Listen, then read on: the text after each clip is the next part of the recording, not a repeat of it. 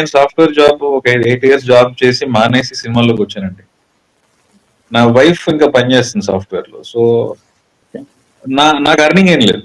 మీకు తెలుసు కదా, డైరెక్షన్ డిపార్ట్మెంట్ రైటర్ల కంటే పెద్దగా we want enthusiastic writers and direction department అంటే డబ్బులు ఇవ్వమని చెప్పడానికి ఇది ఇంగ్లీష్ వర్డ్ అండి. 17 నుంచి రాజుగారి దగ్గర ఉన్న సక్సెస్ లో నాకు హర్షిత్ గారు పరిచయం అవటం, ఆ ప్రాజెక్ట్ టేక్ ఆఫ్ అవ్వలేదు. ఒక 3 years ట్రావెల్ చేసిన తర్వాత కూడా ముందుకు వెళ్ళట్లేదు. ఫస్ట్ హీరో, మన ఫస్ట్ క్రష్ లాగా. నేను స్క్రిప్ట్ రాసుకున్నప్పుడు నా హ్యాండ్ రిటర్న్ పెన్ లో 2020 జూలై అండి. సో అప్పటి నుంచి జడ్జి ఆర్పి గారు అనే రాసుకున్నాను. ఆర్పి అనే ఉంటది నా పేపర్స్ లో. ఫ్రెండ్ వెన్నెల కిషోర్ అనే ఉంటది. హీరో ఒకటే హీరోని పెట్టాను. ఆ ప్లేస్ కి సుహాస్ గారు వచ్చారు. మిగతా వాళ్ళందరూ ఆల్మోస్ట్ కాస్ట్ ఫస్ట్ ఫిక్స్డ్. ఆర్పి గారు అంటే చాలా చాలా ఇష్టం రాజేంద్ర ప్రసాద్. నేను అసలు సినిమాలు చూసి అలవాటే లేదు సార్. మా ఇంట్లో బ్యాడ్ హ్యాబిట్ సినిమాలు.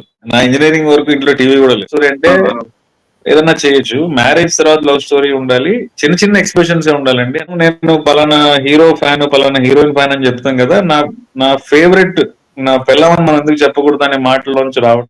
దానికి కేకే గారు అద్భుతమైన లిరిక్స్ రాసి పెట్టడం.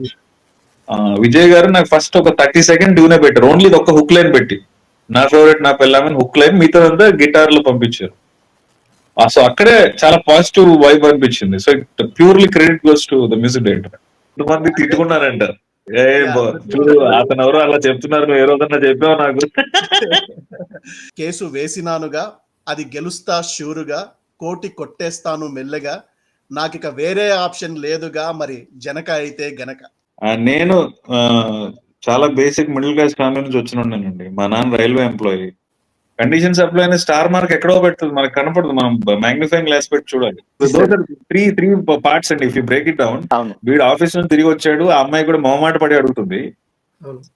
So for the love they have for each other, వీడు బయటకు వస్తాడు. ఇదో బ్లాక్ అనుకుందాం ఆ టైంలో. తర్వాత ఒకడు కొనేసాడు, లేవు 3 షాపులు తిరిగేదాంట్లో వీడు ఎఫర్ట్ ఉంది. లాస్ట్ షాప్ లో ఒకటి తీసేసుకున్నాడు. ఇప్పుడు ఏం చేయాలంటే వీళ్ళు అడగటం వరకు ఒక బ్లాక్, అడిగి తీసుకొచ్చాక వాడు కూడా వీళ్ళంటి మనిషే కదా మళ్ళీ వెనక్కి తిరిగి ఇచ్చే పాయింట్ చూసారు. అది చాలా మందికి నచ్చింది. సుహాస్ గారు తింటూ ఉంటే ఆ చికెన్ పీస్ సరిగా తిను ఉంటది, అదే అంటాడు. అతని ప్లేట్ లో తీసుకొని తినేస్తుంది. ఒక ప్లేట్ ఇడ్లీ మనం కొని బాగోకపోతేనే ప్లేట్ మార్చి మనం లేదా డబ్బులు ఇచ్చామని అడుగుతాం కదరా, 40,000 కొట్టి ఇప్పుడు తిట్టరేంటి అంటాడు. Every father wants to give his family the best.